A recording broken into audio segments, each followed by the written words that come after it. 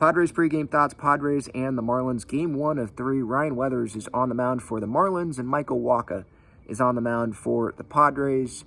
This feels like a must-sweep series for the Padres, and I don't say that. I think this is the first time this year where I've said you have to sweep a team.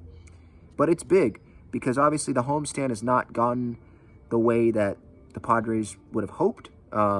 Now, the Orioles series, they won that series, but then they followed it up and lost 3 out of 4 to the D-backs, which totally derailed the homestand, right? I thought 8 wins, 7 wins, that would be an acceptable homestand. That's already impossible after losing 3 out of 4 to the D-backs and losing a game to the Orioles. Already can't happen. And now they're facing a Miami Marlins team that is ahead of them in the wild card, just like the D-backs were. Marlins aren't even in a postseason spot. They were, but they're a game back starting tonight. Padres 6 games back. So there's a 5-game gap between the Padres and the Marlins. Winning the series, taking 2 out of 3, Padres would be 4 games back of the Marlins. That's not good enough. You sweep, you're 2 games back of the Marlins. Again, the Marlins aren't in a postseason spot, but if they sweep the Marlins, they would probably be back in the hunt there, right? I still wouldn't believe in the team if they sweep the Marlins.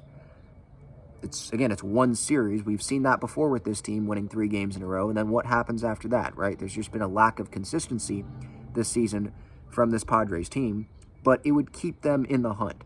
You take 2 out of 3, that's still not enough for me because, again, you'd be 4 games back of the Marlins, I think, and probably 5 games back of the wild card. You got to sweep. Now, I'm not confident at all that they're going to sweep.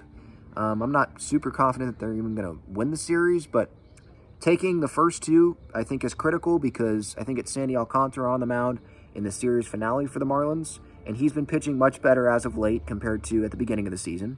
And Rich Hill's on the mound for the Padres. You have no idea how long he's going to go, what he's going to give to the Padres. Will the Padres even have a chance to win that game by the 4th or 5th inning comes around, right? Because Rich Hill, he's put the Padres in some holes in the first couple starts with the Padres.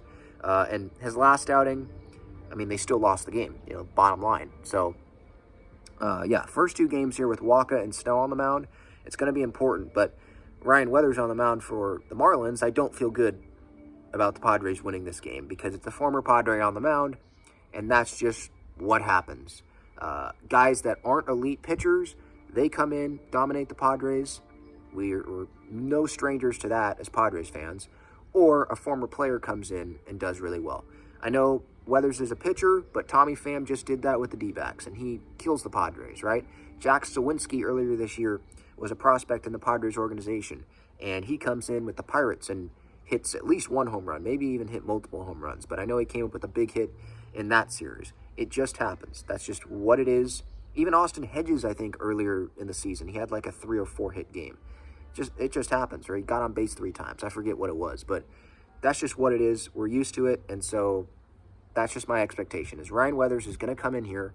He had 6 innings in his last minor league outing. He was sent down after his first outing with the Marlins when he got shelled, but he kind of rebounded from that in his last outing with Miami's AAA team, I believe.